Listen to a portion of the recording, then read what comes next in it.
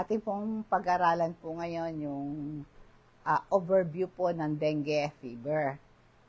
Ito pong dengue, isang infection sa virus na kumakalat mula sa lamok patungo sa tao. Ito po ay mas karaniwan sa mga tropical at subtropical na klima tulad sa Pilipinas. Karamihan po sa mga taong nagkaroon po ng dengue, sa simula ay wala pang simptoma. Pero ang dengue fever po isang sakit na dala ng lamok na maaring magdulot ito ng iba't ibang simptomas mula sa banayad na lagnat hanggang sa malubhang sakit na maaring nakamamatay. Ang lamok na nagdadala ng dengue ay karaniwan tinatawag po na Aedes aegypti. Ito isang uri ng lamok na may sumusunod na katangian. Yung kulay niya, karaniwan po ay kayumanggi o itim na may puting guhit sa katawan niya. Pag kumagat siya, ay nakatayo siya, halos tuwid. Ang aktibo ng pagkagat niya ay sa umaga o sa hapon. Ang simptoma po ng dengue fever, mataas na lagnat, malubhang sakit ng ulo, at masakit po yung likod ng mata. Pananakit ng kalamnan at kasukasuan, nagduduwal at nagsusuka, namamaga yung balat at sobrang pagkapagod. Ang malubhang dengue fever po, bago natin ito talakayin, paalala po sa vitamin C at B complex. Mahalaga po na palakasin natin ang immune system natin. Meron na tayong vitamin C at super B complex sa katawan para tumulong palakasin ang ating immune system palaban sa infeksyon tulad po ng dengue. At ito pong piniprotektahan tayo sa free radical.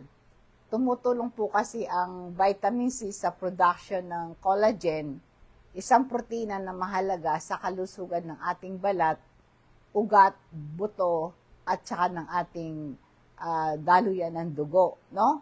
Ang kasama po nito, magteka ng super B complex kasi kaya sabay, pareho po kasi silang water-soluble vitamins. Ibig sabihin, hindi ito naiimbak sa katawan. Pagkatapos mo itong ininom, pag umiihi ka, sumasama yan sa pag-ihi mo. Kaya tumutulong ang Super B complex at vitamin C sa it-boost your energy. At ito ay tumutulong sa production ng pulang dugo para sa magdala ng oxygen sa buong katawan. Nag-aambag ito sa kalusugan ng ating balat at buhok. Yan po ang vitamin C Super B complex. Ininom silang sabay 30 minutes bago ka mag-almusal, once a day lang. Ituloy natin tungkol sa dengue fever. Ang dengue, ang malubha na sakit po ng dengue yung tinatawag nating dengue hemorrhagic fever. Isang malubhang complication ito ng dengue. Ito pong dengue hemorrhagic fever, ito po'y malubhang anyo ng dengue fever. Kapag ang immune system mo ay nagkaroon sobrang reaction sa dengue virus, nagdudulot ito ng pinsala sa ating daluyan ng dugo. Magresulta ito ng pagdurugo, mababang platelet counts, at potential na nakamamatay na komplikasyon. Kapag ang immune system ay sobrang reaction sa dengue fever, ay ito ang resulta nito, malubhang condition na tinatawag nating dengue hemorrhagic fever or dengue shock syndrome. Ang immune system po natin, isa pong komplikadong network ng ating mga organo, selula at protina, nagtatanggol sa katawan laban sa mikrobyo at iba pang mga bagay maaring makapensalas dito. Kaya ito po isang natural na depensa ng katawan laban sa sakit at infeksyon. Gaano gumagana po ang ating immune system? Ang ating pong immune system, siya po ang kumikilala sa mikrobyo. Siya yung may kakayanan na makilala yung mga dayuhang mikrobyo tulad ng bacteria, virus at fungi. At inaatake ng ating immune system ang mikrobyo. Pag nakilala ng katawan natin yung mikrobyo, ang immune system po natin, magdadala siya ng mga special na selula upang atakihin at pumatay dito. At ang immune system natin, nakakagawa siya ng memorya. Ang mga mikrobyo, ang ganitong paraan, kung makatagpo ulit ng katawan ng parehong mikrobyo, mas mabilis at epektibo ang pag-atake nito. Ito po'y bahagi ng immune system. Ang ginagamit po ng ating immune system, yung white blood cells. Ito po yung isang uri ng white blood cells. Ang bawat isa ay may particular na papel sa panlaban sa infeksyon. Antibodies, ito yung mga protina tumutulong sa pagkilala at pag-neutralize ng mga mikrobyo. At ang ating lymphatic system, ito po yung mga kulani na dumadalo yan sa yung lymphatic system, tumutulong yan sa pagdaloy ng lymph fluid, naglalaman ng white blood cells at mga immune system. Kaya palakasin natin ang ating immune system.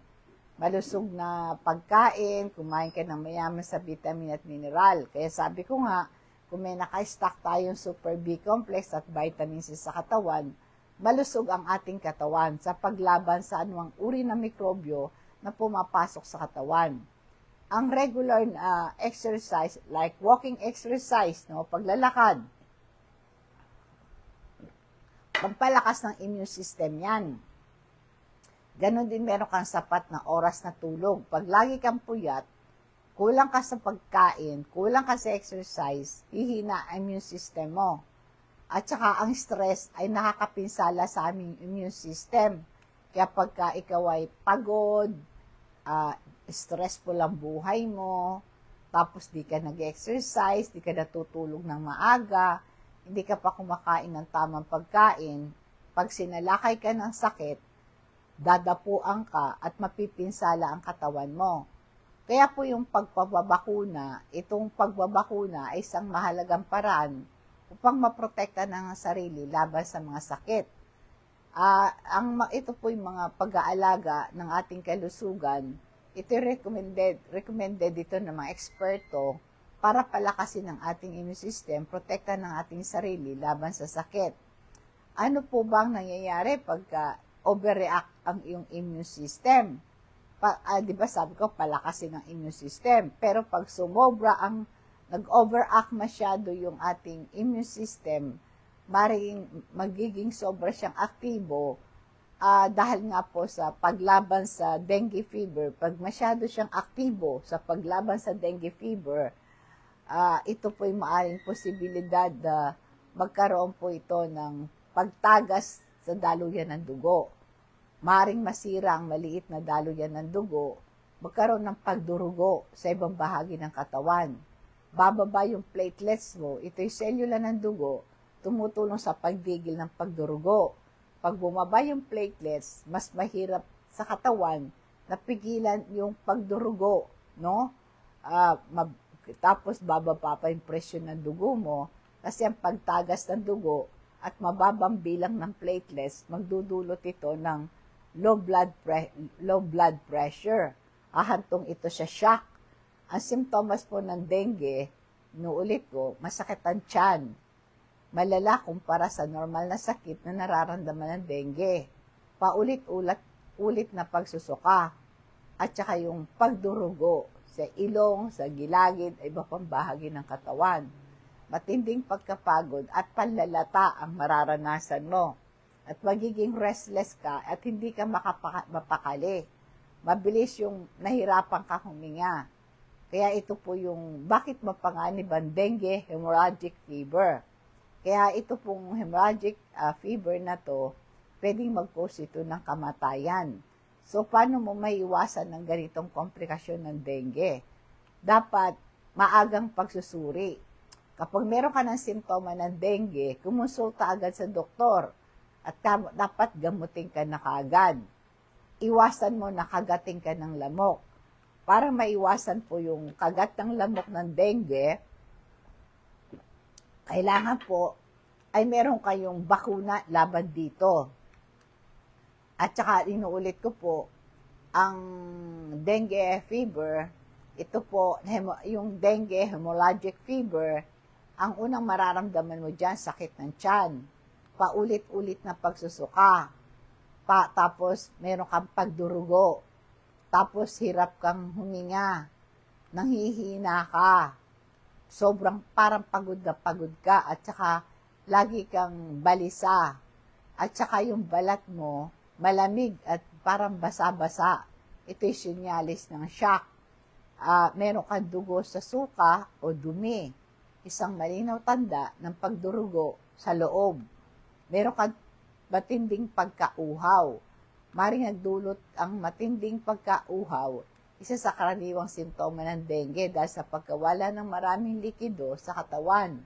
Kaya kapag nangyari yung pagsusuka mo, dapat uminom ka kagad ng tubig para maiwasan na hindi ka matuyuan. Yung ibang kaso, nagtatais sila, kaya lalong nagpapalala, nawawala ang liquid mo.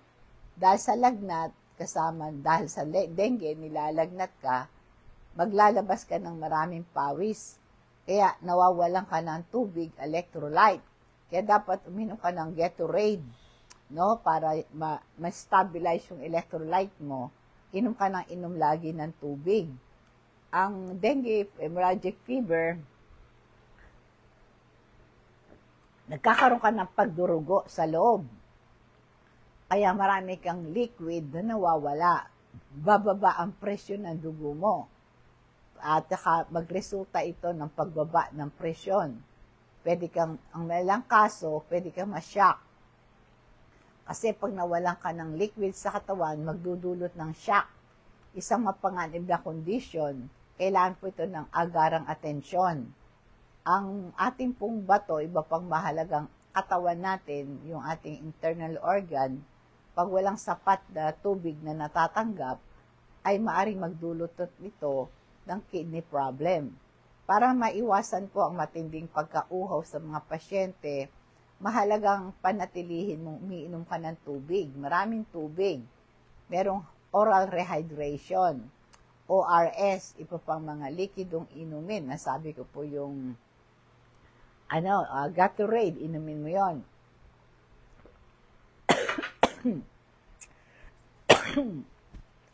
Sorry.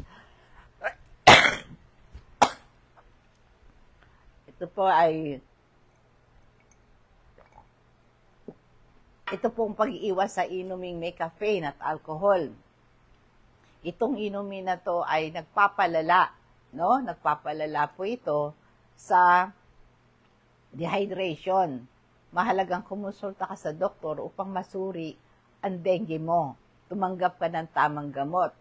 Tandaan mo, isang seryosong simptoma, yung sobrang uhaw.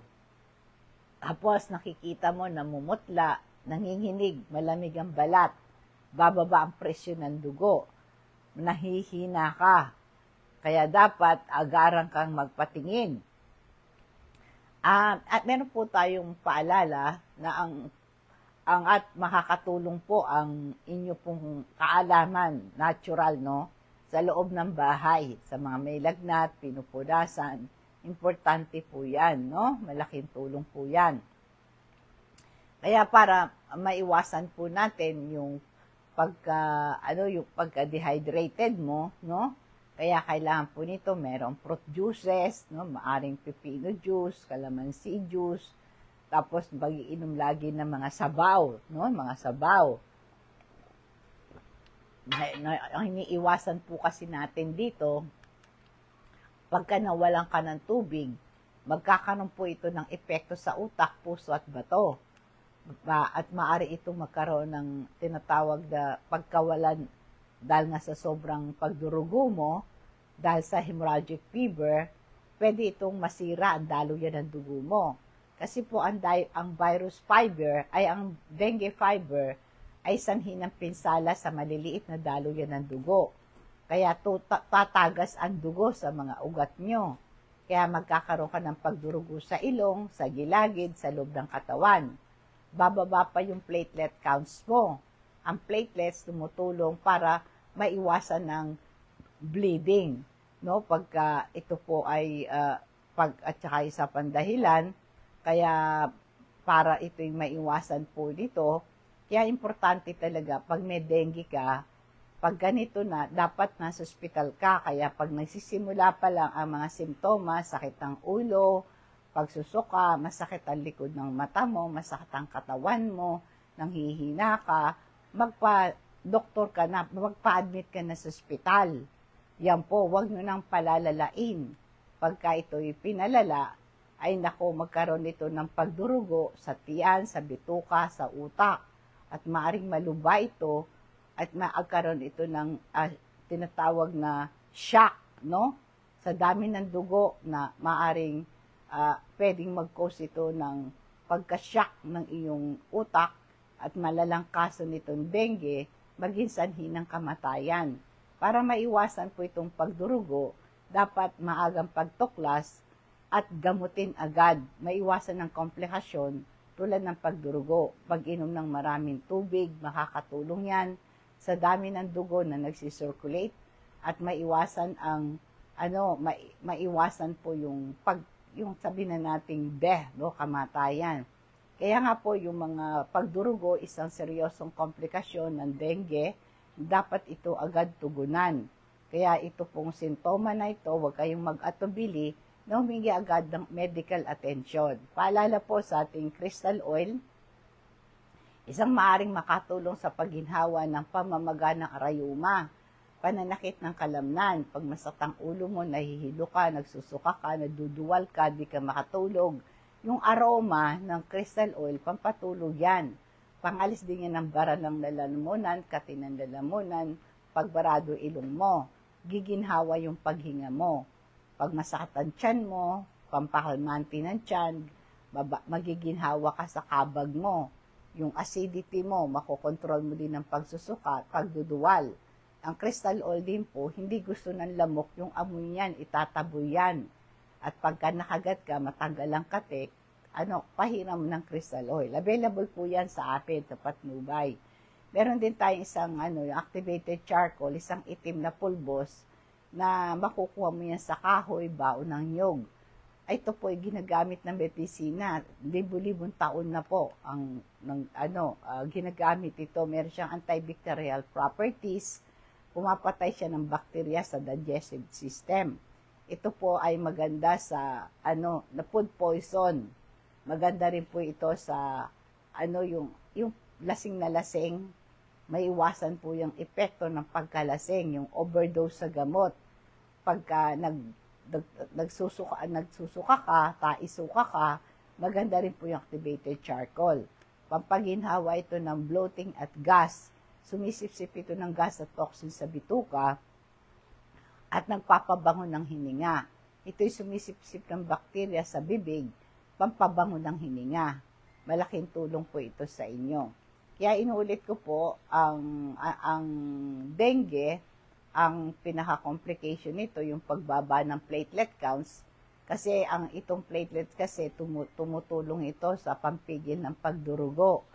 Kapag bumaba yan, tuloy-tuloy ang inyong pagdurugo, na pwedeng mag-cause ito ng pagbaba ng presyon ng dugo, hihina ang tibok ng puso ninyo, kasi ang puso natin na nagbobomba ng dugo sa buong katawan, pag mababa ang presyon mo, hindi niya magawa yon. Kaya kailangan din, kasi pagka ikaw ay mabilis ang huminga mo, yung mabilis ang paghinga mo, ibig sabihin, sinusubukan ng iyong heart na makakuha ng more oxygen.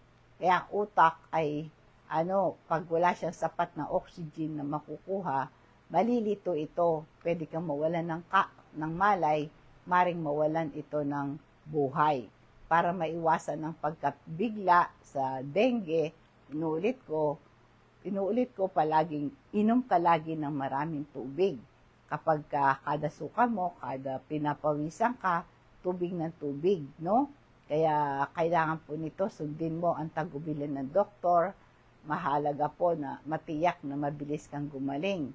Kaya kailangan kung nakakaranas ka na ng mga simptomas ng dengue, huwag mag-atubiling humingi na ng agarang medical attention.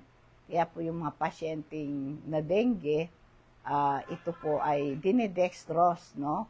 Binibigyan sila ng suporta sa kaso ng dengue. Kaya pagka sila po ay hirap silang huminga, lalagyan sila ng oxygen, no?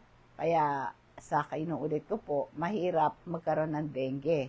Kaya dapat panatilihin yung ina-IV pa yan, dinedextrose pa yan, para palitan yung nawawalan tubig sa katawan dahil sa pagsusuka at pagdurugo. Yung iba, ino-oxygen therapy, o kaya yung iba, bina-blood transfusion kung malubhang pagdurugo. Ang mga at ginigyan sila ng pampatas din ng blood pressure para mapabuti ang circulation ng dugo. Yung iba, yung iba po ay sinusubaybayan yung vital sign.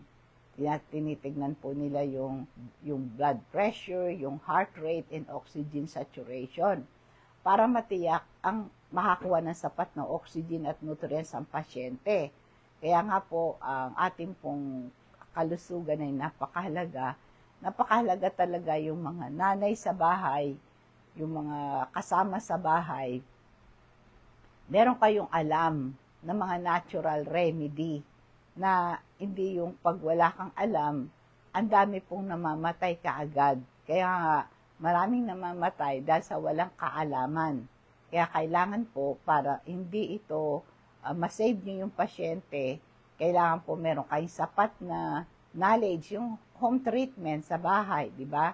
Mga simple lang. At saka dapat maging alert kayo anuman ang mga simptoma na nararamdaman sa bahay. Kaya dapat po ang pasyente nakakatulog siya, dapat ma-stabilize yung kanyang condition, iwasan ng komplikasyon, tapos suportahan ng kanyang buhay.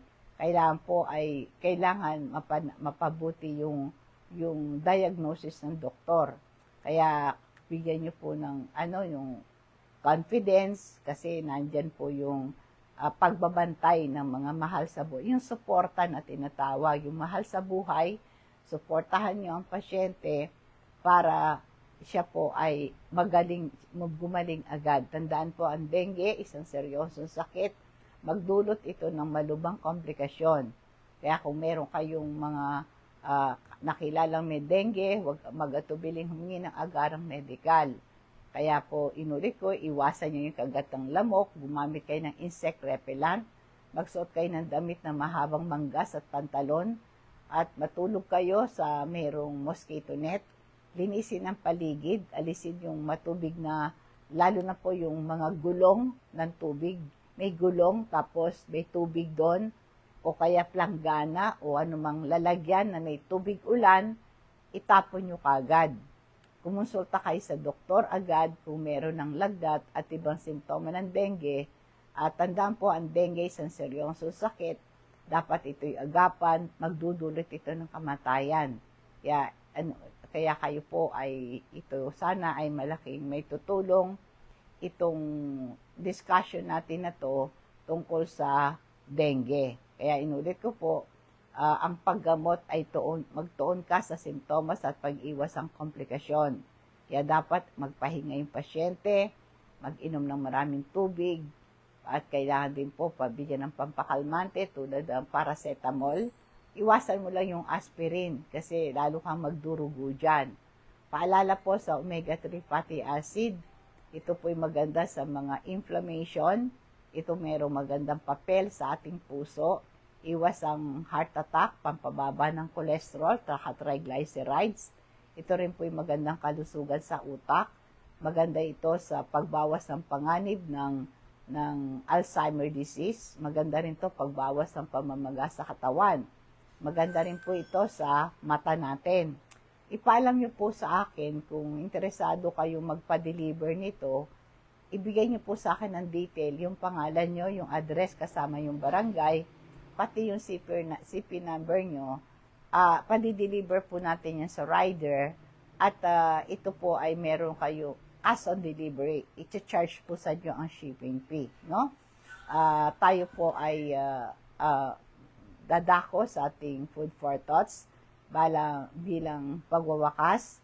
Pero bago po yun, inuulit ko na kayo po ay kung nagugustuhan nyo po yung ating programa, marami kayong matutuhan tungkol sa karamdaman, pwede po kayong mag-subscribe sa aking YouTube channel, Rose Alfonso, i-click nyo lang po yung bell para updated kayo sa aking mga health topics, di po ba? Kaya inulit ko, ang kalusugan ay kayamanan, dapat natin itong pag-ingatan. Kaya people perish because of lack of knowledge. Pero isang paalala po sa Pilipinas, ginagamit yung tawa-tawa. Ito'y halamang gamot, no? Ito'y nilalaga, parang tsaa, mabisa po itong inumin, pati daw po yung dahon ng papaya. No? Inulit ko po, mag-subscribe kayo sa aking YouTube channel, click yung bell. Rose Alfonso po yan, Ganon din sa aking Facebook page, Patnubay sa Kalusugan. I-click lang yung follow, like, and share. Ngayon po sa ating food for thought, John 14:18, ang isang nakakaaliw na talata ng nagpapatunay sa mga nananampalataya sa presensya ng Diyos at pangako ng buhay na walang hanggan. Sinasabi niya, hindi ko kayo iiwang ulila, darating ako sa inyo. Ibig sabihin po nito, binibigay sa atin ng Diyos, kapayapaan. Kahit may pera ka, kung wala kang kapayapaan, hindi ka masaya. Kaya ang binibigay sa atin ng Diyos, bigyan tayo ng kaaliwan at gabay at buhay na walang hanggan. Magandang maga po, nawa pang pagpapala patnubay ng Diyos ang sumatin, and God bless us all.